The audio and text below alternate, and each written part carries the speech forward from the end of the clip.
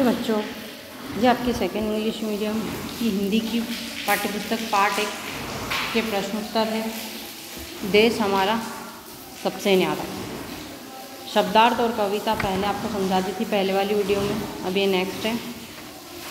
निम्नलिखित प्रश्नों के उत्तर दीजिए। पहला प्रश्न है, हमारे देश का क्या नाम है? तो हमारे देश का नाम हिंदुस्तान है। प्रश्न नंबर दूसरा, हमारे देश को गुलजार कौन करता है? इसका उत्तर है, हमारे देश को गुलजार मीठे जल से भरी नदियाँ करती हैं। प्रश्न नंबर 3, हमारा देश कैसा है? तो उसका उत्तर है, हमारा देश सबसे प्यारा है। प्रश्न नंबर 4, झरने क्या करते हैं? उसका उत्तर है, झरने गीत गाते हैं। प्रश्न नंबर 5, हमारे देश के पहरेदार कौन है? तो हमारे देश के पहरेदार पर्वत हैं।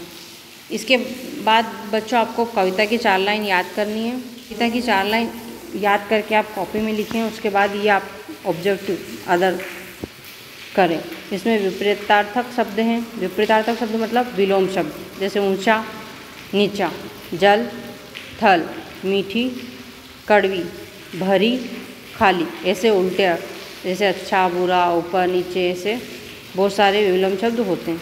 प्रश्न नंबर ख, समान अर्थ वाले शब्द चुनकर लिखिए, मतलब जिनका अर्थ समान हो। सामने बॉक्स में दिए भी हैं, आप उसमें से ढूंढ के लिख सकते हैं। पहरेदार, पहरेदार मीन्स क्या होता है? रखवाला, जो आपकी रक्षा करे। सुंदर मतलब आकर्षक, जो आपको सुंदर लगे, एकदम से अलग लगे, उसको आकर्षक कहते हैं। गुलजार, गुलजार मीन्स बाग, बगीचे। न्यारा, न्यारा मतलब अनोखा, मतलब कुछ हटके हो, उसको न्यारा कहते हैं।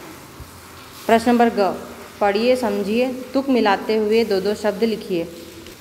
जैसे गान का तान, वैसे मान और शान। जल का मल, थल, पल, हमारा का सारा, न्यारा, प्यारा। प्रश्न नंबर घ, किसी व्यक्ति, वस्तु, स्थान या प्राणी, भाव आदि के नाम को संज्ञा कहते हैं। इस कविता में 4 संज्ञा शब्द चुनकर लिखिए। इसमें संज्ञा शब्द 4 चुनकर लिखे हुए हैं। पहला है हिंदुस्तान, दूसरा है पर्वत, तीसरा है मीठे और चौथा है नदियाँ। तो आपको जो बच्चों ये पहली लाइन दी हुई है, किसी व्यक्ति से लेकर कहते हैं, ये आप संज्ञा की परिभाषा में इसको उपयोग में ला सकते हैं। ये संज्ञा की परिभाषा ही है।